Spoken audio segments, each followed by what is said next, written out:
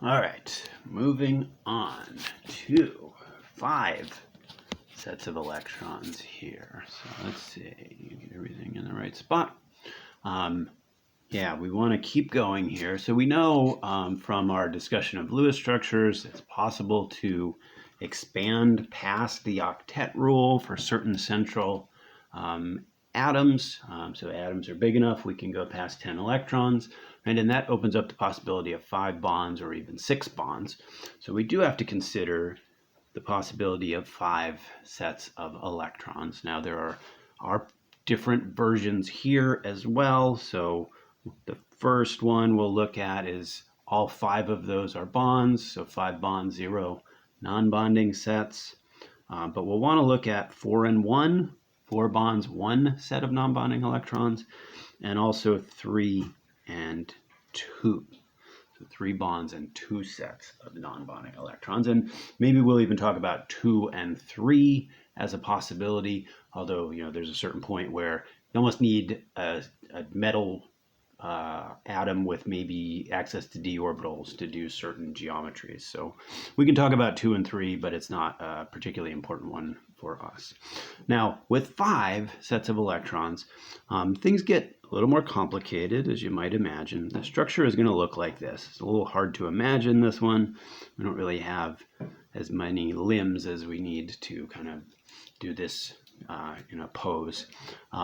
There'll be 2 bonds that are kind of on the axes of what we could think of as a coordinate system. So this would be kind of the North Pole and the South Pole. These 2 positions are referred to as axial positions within this structure.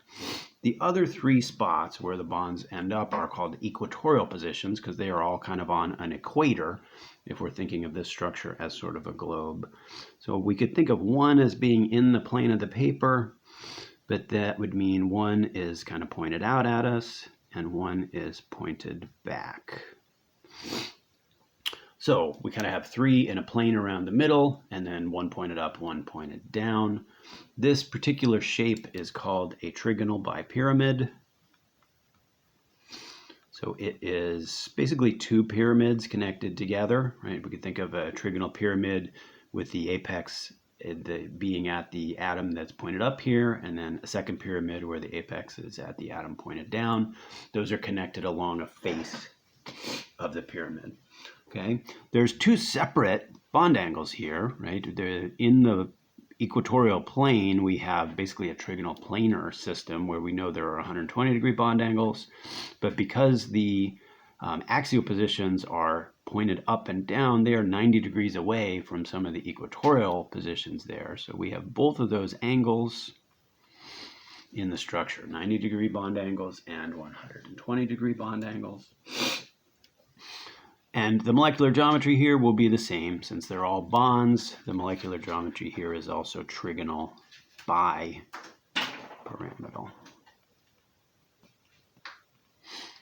Okay. Now, an example here, we have central atom that can make 5 bonds, would be something like PF5, right? So a phosphorus starts with 5 valence electrons, is big enough to go up to 5 bonds. That's a way to get to a 0 formal charge. Phosphorus in the middle, and then the fluorines would occupy these 5 positions we have just described, right? And because of space limitations, right, I don't think I'm going to put a lot of effort into the lone pairs here, but keep that in mind that you should have lone pairs around all of the atoms in all of your structures, but I did them kind of sloppily there, so you may not be able to see them all because I'm trying to draw it small enough to fit on our table. Okay, now what if one of these is not a bond, but a non-bonding pair? So our central atom has 4 bonding sets of electrons and 1 non-bonding pair.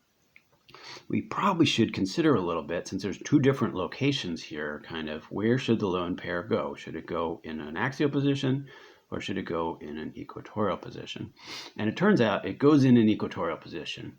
And the explanation for that is that minimizes its interaction with the other sets of electrons. So if you're in an equatorial position, 2 of the other sets are 90 degrees away from you. If you were to put the lone pair in an axial position, 3 of the other sets would be 90 degrees away. So the lone pair will tend to go into an equatorial position. So we don't really need to think about the structure where the lone pair exists in an axial position. It'll be here in one of the equatorial positions. So that will look something like this. 4 of the bonds stay right where they are. That one's coming out a little bit. That one's going back a little bit. And then the lone pair occupies one of the equatorial positions.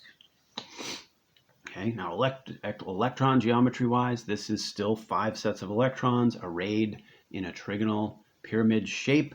So this is still trigonal bipyramidal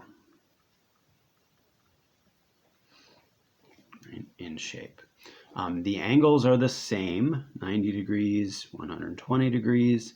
Right? Now you may even have a case if 2 of the bonds are different and they're located in axial positions, you might also say they're 180 degrees apart. So maybe you could say there's a 180 degree bond angle here too. Now you could do that back here as well. There are 2 bonds that are directly opposite each other.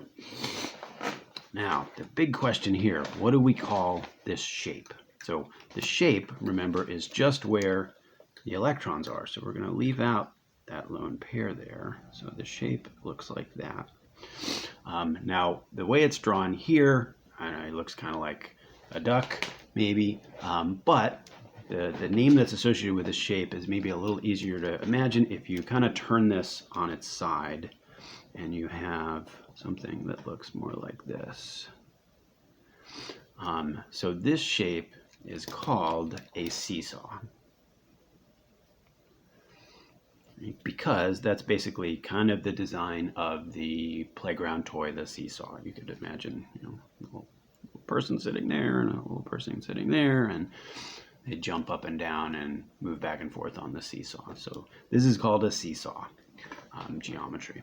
Now, how would we get here? What kind of example would get us here? We need a central atom that can make 4 bonds and still have a lone pair, so it's got to be a bigger atom from lower in the periodic table, right? 4 bonds, 2 non-bonding electrons. If it had 6 valence electrons to start with, it could do this with a 0 formal charge. So something like SF4 would do this. You would have your sulfur connected to 4 of the fluorines,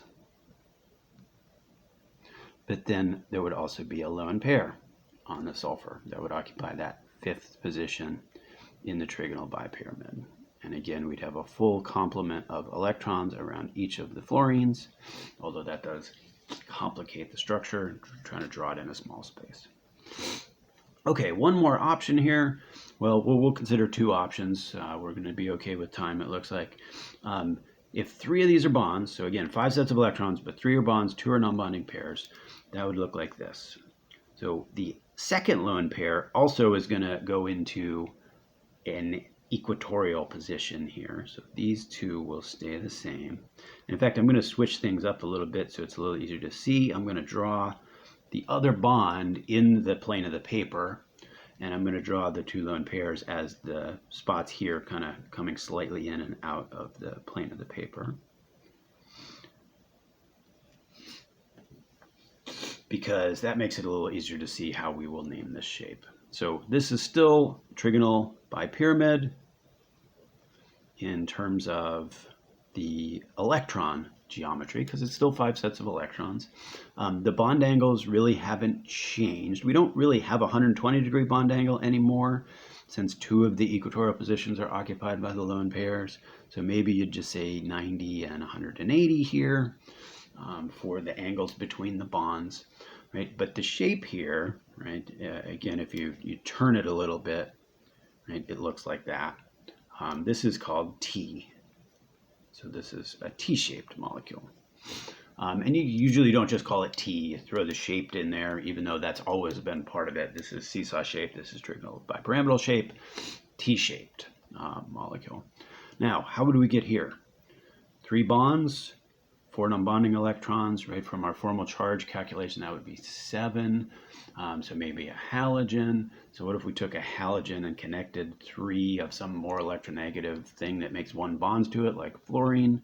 So if we took an iodine and bonded 3 fluorines to it, we will end up with this type of structure. So we'd end, iodine's less electronegative, it would be in the middle.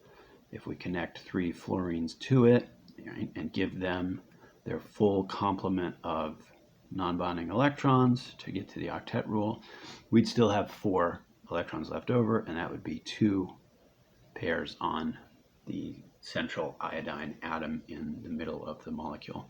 And that would give us a T-shaped molecule. Okay, now with 5, right, we could also think about 2, 3, possibly here, 2 bonds and 3 sets of non-bonding electrons. If that is the case, the non-bonding electrons still go into an equatorial position. So we'd have the 2 bonds there, and then the 3 sets of electrons would be around the center of the structure. So this would still be a trigonal bipyramid in terms of electron geometry.